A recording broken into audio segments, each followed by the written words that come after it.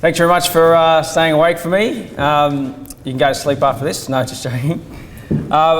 Just firstly, before I get started, yes, we've been around on the coast for a while, and we've absolutely loved working here on the Gold Coast. Have moved away for some of that time and worked overseas. Some housekeeping as well. These slides will be available for download afterwards from the ATHOC website, I believe, and also we're recording as well. So feel free just to sit up and listen. Don't put any pressure on yourself to take too many notes. Some of them do get pretty technical, and if you wanted to share that with your digital marketing teams, then of course having those slides and recording later will help you do that. So let's dive in. Yes, this works, great. So firstly, social media marketing tactics starts with content marketing and using a pull versus push approach to marketing. That basically means that we're selling the idea of a product versus selling or pushing the product down people's throats via, traditional advertising. All of our content marketing should therefore be housed in a base, that being either our core website or an additional website that we're using for a campaign. And all of that content therefore then gets shared out through all of your advertising and marketing channels. All of us have a business plan and a marketing plan, and many of the marketing plans, I would say, detail demographics and who our ideal target audience is based on demographics. However, psychographics has basically killed demographics, and some of you might remember that song. We've created a blog about that. You can go and read more, but hopefully this presentation explains what psychographics is as well and the importance of psychographics. So psychographics targets personalities, values, attitudes, interests, and lifestyle. And we should get to know our ideal client via creating persona profiles.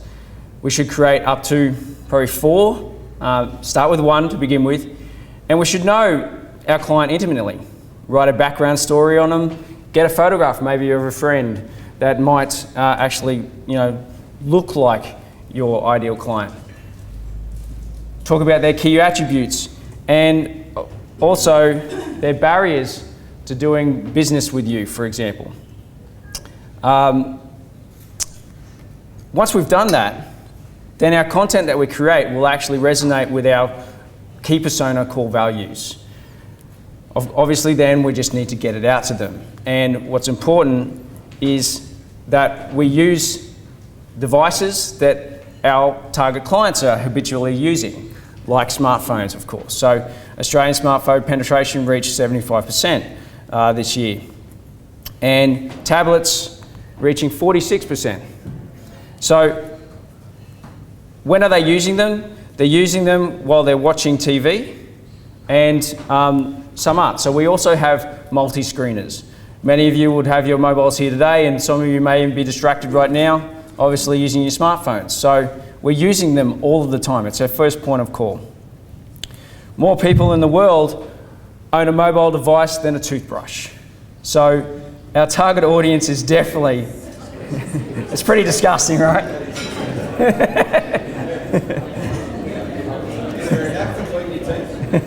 So yeah, is there an app to clean your teeth? Beautiful. So of course, smartphones are, we always have them on us. I forgot my wallet yesterday. I didn't care as long as I had my phone. So once we've created that content, we need to socially share it, as mentioned. But which social channel is right for you? Well, it's not about what's right for you. It's about what's right for your ideal client, right? So let's look at some stats. Australia is, top of the pile with monthly active users of around 14 million. Then you have YouTube and Instagram and so on and so forth. Obviously, pictures would be great for your clients being tourism-based, and yes, maybe we would turn to Pinterest. But with only 320,000, Me Media, for example, wouldn't target all of our activity there. So potentially, you need to skew your your targeting to your persona's needs to your ideal business goals. So let's just go back to understanding when we're sharing out our content, how we need to do that effectively socially. And we need to look at a brief history of Facebook. So Facebook went global in 2006 to anybody with an email address. Business pages became popular in 2007, and that's when we had 100% organic reach. Anything that you posted on your business page wall, would reach 100% of the audience that liked your page. Then ads were announced in 2009, and organic reach started to fall. We had the IPO in 2012, and then April declared that organic reach is only around 16%. So mobile ads came out in 2012. A bit later that year, they sort of missed the boat on the IPO. And brand pages began to suffer even further, 44% decline in reach by December 2013. So organic reach by February 2014 tumbled to 6%. Can it get any lower? Well, yeah, this graph's just heading in the wrong direction for business pages. And why would we be, interested in using Facebook if they're going to keep doing this to us, for example? So then organic reach hits 2.6% in April 2015. So needless to say, anything that you post on your business page wall on Facebook paying for advertising is basically reaching very few. Yeah, it's wasted effort.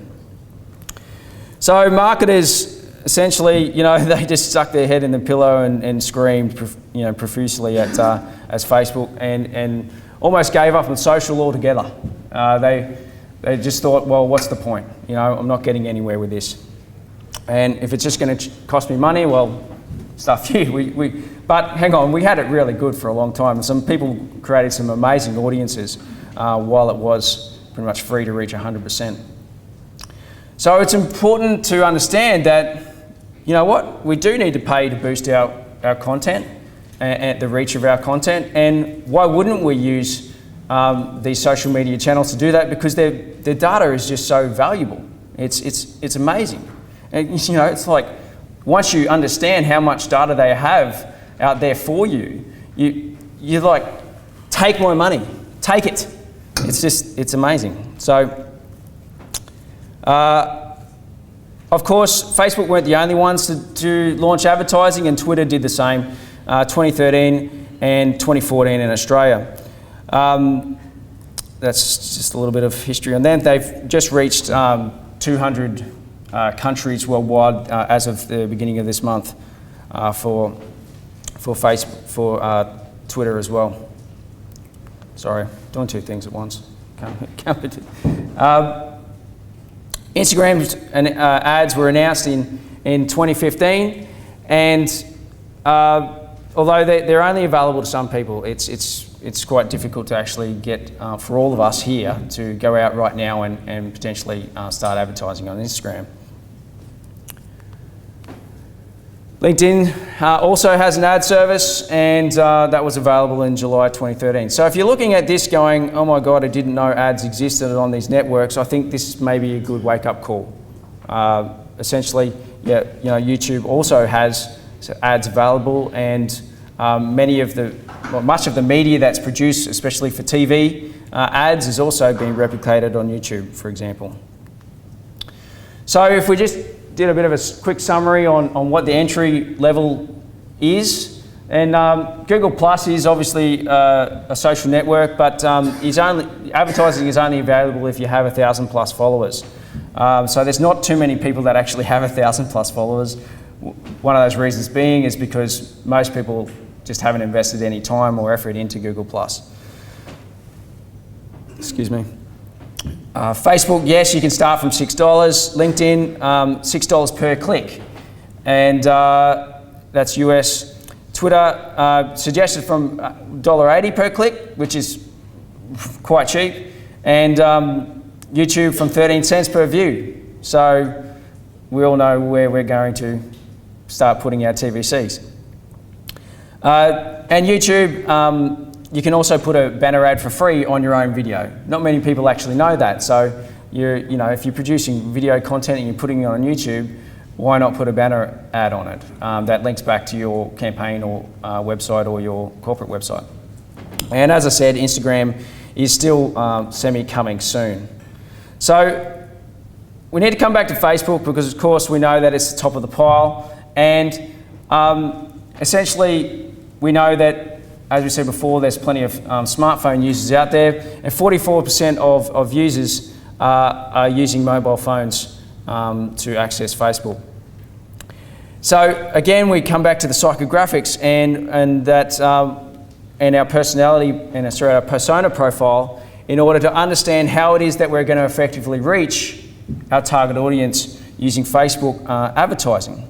So I've sort of got some, I'll skip through most of these. These are, I guess, good for later, but they're kind of like the how to find, where to click to get into your ads manager, to start your ad campaigns. And we click through, and what we want to do is we want to create an audience. So using that content that we've created in our persona profile, we create what's called a saved audience in Facebook. And the detail that we have on the audience is absolutely, amazing. We can target, demographics, of course, but we can get more into what their behaviours are like. So, for example, everybody here should be targeting an audience of frequent travellers, whether they're business travellers or for personal. And you can say, where are they going, for example. Now, we've got worldwide companies here, so absolutely, you can figure out where they're going for specific campaigns. And you should be essentially targeting them or increasing your reach for those campaigns to that audience using these different targeting methods. So also, not only getting people to go on these trips, for example, we should also be using this targeting to talk to our ideal client after they've returned. How was their trip? Was it great? Tell your friends. Get some reward for doing that. I think that's a great idea for a campaign. Obviously, specifics need to be invested a little bit more. But so if we just looked at, I just did this because we're standing in Australia, but you could do this for any country. There's a reach of 270,000 people living in Australia who have intentions of travelling within Australia from 18 to 65. And 230,000 that just returned from a trip 1 week ago, and 410,000 returned from a trip 2 weeks ago. So why not absolutely get your campaigns targeting all of those different audiences. So we've spoken about our capability to advertise on Facebook and the targeting and how niche it can be. Well, Twitter has much of the same. So users are accessing, 80% of users are accessing Twitter via mobile, and what are they doing? They're reading news stories, they're logging in to see what's happening without posting anything, tweeting a friend, look at trending topics, favoriting a tweet, visiting celebrities, and using hashtags. So hashtags are obviously quite popular, have become quite popular, and pretty much were born on Twitter. So it's important to understand the use of hashtags as well, and we'll get into that when we get to Instagram in just a minute. So as I mentioned, the ads launched on Twitter in 2014, and they're available in over 200 countries at the beginning of this month. So what do your ads look like when they're on Facebook? Well, sorry, on Twitter.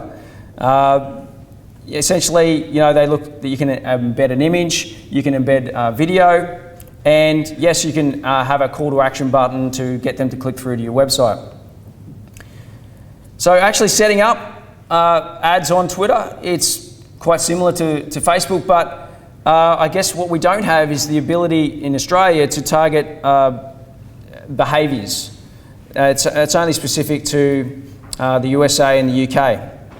So therefore, when we're developing our persona profiles, what's really important is to understand our ideal client's key interests and what they might be using Twitter for. What are they searching for on Twitter? And that will absolutely help you run your ad campaigns on Twitter much more effectively if you know that. So when we're uploading keywords that we might be typing in, then we have the capability to import them via this button here. So essentially storing your key persona profile in easy to access text files is really important for your team. And while you can't do that on Facebook, at least they'll have some consistency when they've I guess created an audience on Facebook. They come across to Twitter, and then they can just start copying and pasting and uploading files into Twitter to create those audiences. You can target people based on the followers that they're, based on the other accounts that they're following.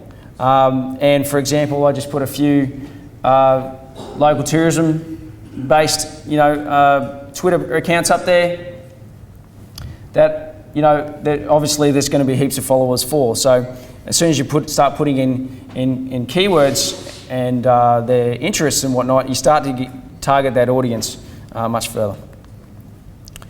So then we're looking at what their interests are, and one of those interests, you can base it on categories. For example, it could be travel, and there's a huge category there listed with lots of different countries in it. Now, that's what they give you. Essentially, they're probably all of the countries you're capable of targeting right now, but I'm sure that will grow. You can upload your own list of emails. So for example, if you're actually doing email marketing campaigns, you should be utilizing your EDM subscription list to import into a Twitter ad. Similarly on Facebook, you can do the same thing as well. A tactic that we sometimes use is also to access any of our LinkedIn profile followers and export that and pump that into a list as well. So as long as it's not everybody, all those people, trying to become your connection from India, you'll obviously have quite a few people in there that are essentially an ideal client as well. I'll get into that other tab a little bit later. TV ad. Sorry.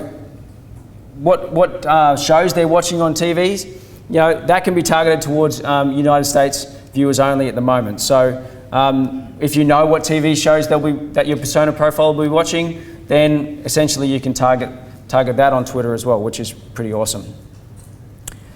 Like I said, the behaviours are specific to United States only at the moment, but I'm sure they'll come here sometime soon.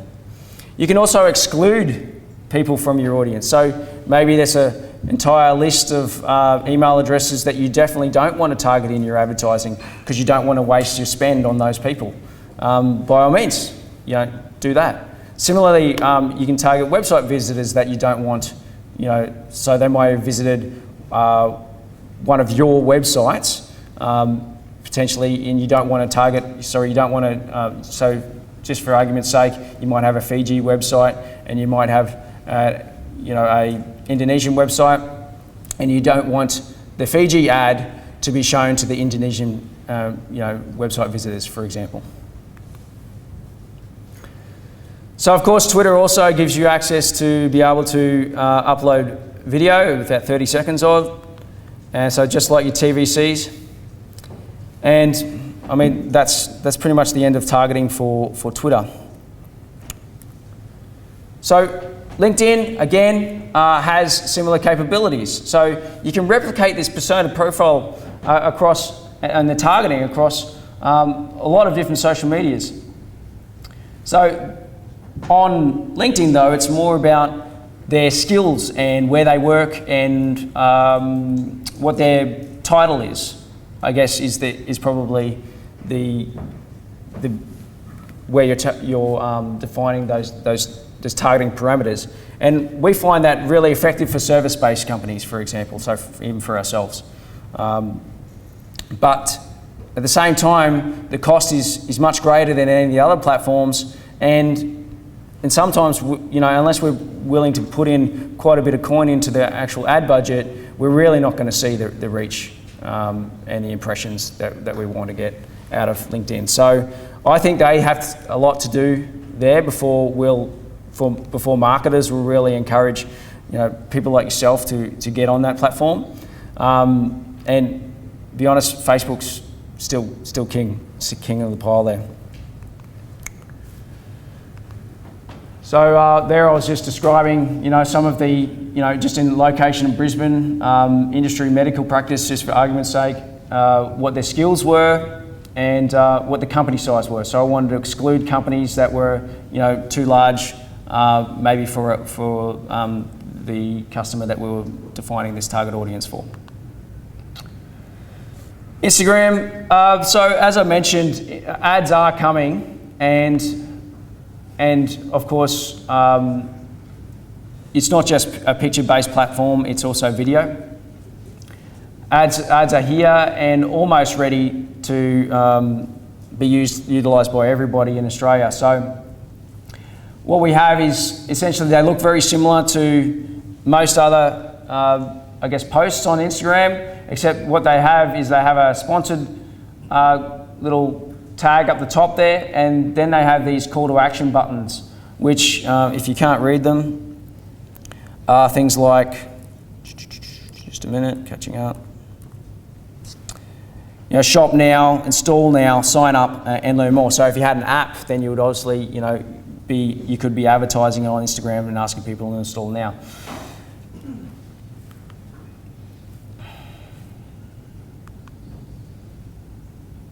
So on Instagram, they have some details about how that advertising platform is going to work and who they're going to target. So marketers got really excited. They were like, we can target everybody now on Instagram. We don't have to just rely on hashtags." Except the users didn't like it too much, and the advertisers also basically found out that it wasn't available yet. So. Again, Instagram gives you some more detail, and how we're actually doing those launching those ads is we can launch them from Facebook. So obviously Facebook bought Instagram. So some of the ads that you're producing on Facebook, for example, you can replicate and produce on Instagram, potentially. We've tried doing it a couple of times for a few different clients, and it's still not available yet. So I've just put some slides up there on where you might go, and you'll use a Power Editor versus Ad Manager, and it's a little bit too complex at the moment. But essentially, you would be able to choose your placement type, which currently this is what it looks like for Facebook placement, and there'll be one extra one that'll actually just say Instagram on there when you're trying to produce your ads. So yeah, like I said, there's a bit of kickback from users that are using Instagram because obviously ads are new, and they're coming up on people's feeds, and everybody I speak to about it is like, no, I hate those things. Why are they coming up? So I guess, nobody likes, advertisers encroaching on free territory, and it being new, there's going to be some pushback. So for now, let's look at Instagram tactics being centered around hashtags, of course. And if you look at Webster.me, you can see they've got a top 100 tags that are being used for this year, and a lot of them are about love. Obviously, love's number one, which I love. I find it funny that there's a lot of selfie ones in there, so plenty of people taking selfies. Is it that people love looking at pictures of themselves, or they want people to look at them? It's just social media is just narcissistic. That's basically what it is. Look at me, I'm having an amazing time, I'm happy. And I guess that will come up in a few minutes when I talk about some of the strategies that I think you should employ. So again, we get into psychographics, and I guess it's you just need to know what your ideal client is using Instagram for, if they're using it at all. And I just did some searches. So I use Instagram a lot for just finding out what's happening locally. Often I find social media is the first place for news to break. And a couple of years back there was a fire in Burleigh Heads. I live in Burleigh Heads, and I wanted to know what was happening. And so I was on Instagram searching for hashtag Burleigh Heads. Similarly, I was on Twitter doing the same. But I also like to see, what my community's taking photos of. And I'm a bit of a foodie, so I want to see also what food being eaten in my local town. Then I can, getting a bit keen on the click. Then I can actually, there is actually map detail in Instagram as well. So, I could be looking for hotels in Burleigh Heads, for example, and there should be map detail on that because somebody's essentially tagged that hotel if you're already on that Instagram account. So Instagram is really great for user-generated content. It's probably one of the easiest things to integrate into a website. And I didn't give you the top line of who this is, but it's Black Milk Clothing, and they're a Brisbane-based company that sell lots of tight clothing, essentially lots of lycra. And they use Instagram as social proof to basically tell you, the person who's purchasing, that, hey, other people have purchased this stuff and it looks great no matter what your size, shape, or colour. So how they do that is they just tell people to use a specific hashtag, and then obviously Black Milk has to moderate it somewhat, and that can easily be done just by a simple like, and then that content appears on the website. So it's a great way, I guess, to prove to your audience that people go here, they love it, for example, in the tourism industry.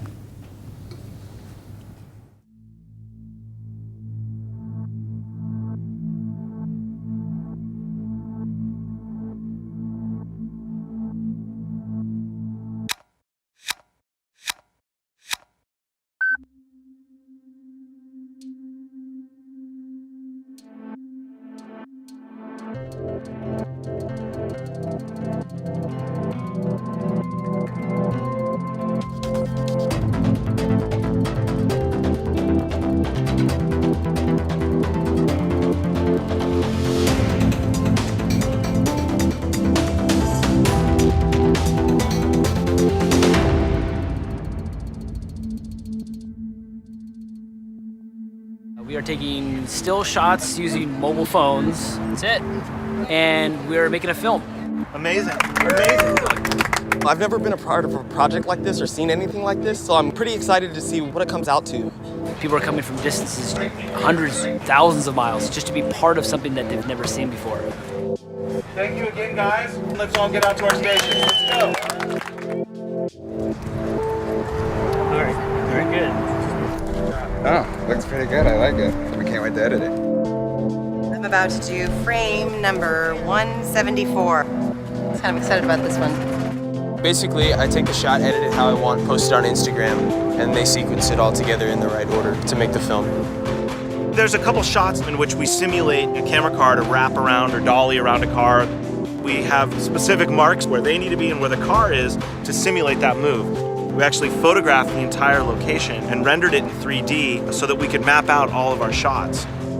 So I chose frame 323, where I can get both the Lexus symbol and also the sleek lines of her. The car looks amazing, and if I could have one, I would take it. It's exquisite. Beautiful. Yeah, it looks like a masterpiece. How'd it go? It's good. Now my mind is filling itself with the colors and the shades, and like, should I edit it? Should I? Anyways, I'm excited. This is the second step after taking the picture. They're asking us to edit our image and that we're uploading it to Instagram using the hashtags. I got a little bit of the car and I was just gonna give it a black and white kind of a feel. I chose a nice low down to the ground kind of shot that gave me a good perspective. Does my hair look okay? Yeah. Once they've posted to Instagram, we're saving all the images locally and delivering those photos in real time for the editor. It's pretty exciting to feel like you're part of something original, especially off of Instagram, because I pretty much live on that app. Thank you all on behalf of Lexus for welcoming us into your community. Today was an amazing day with so many talented people taking shots and really making them their own. It's a really good representation of what Instagram is, because it's a community that comes together. I think Lexus goes, why don't we just jump like 9 steps forward? Really, really stretch everyone's imagination and do something that's completely different. 3! Dead sexy.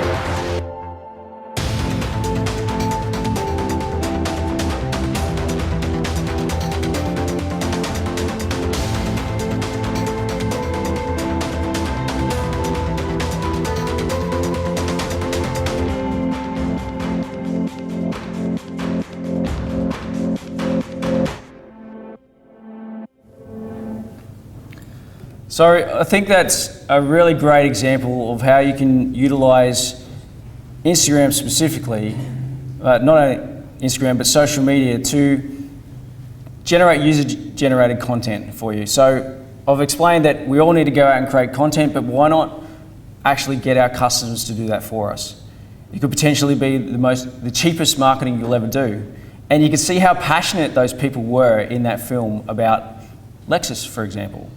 So why not have them passionate about your brand, the hotel that they're staying in, the resort, the location, and request that maybe they enter a competition and generate some content for you. The hype that's created not just from that video, but also the flow-on effect that people are, I guess, sharing that video and telling people, hey, I was there, I was at an Insta-meet, it was amazing. You can see they were pumped. They'd be on a high for weeks, maybe months after that, and probably still telling people, hey, I was at an Insta-meet. Instagrammers, they love telling people that they were at an Insta-meet. So you could get a lot of value out of that content.